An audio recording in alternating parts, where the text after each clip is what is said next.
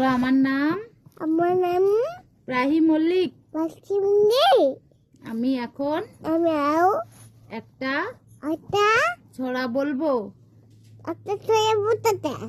আয় আয় চাঁদ মামা,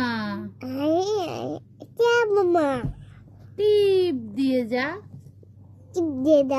এখানে টিপ দেয়। হ্যাঁ। চাঁদের কপালে চাঁদ।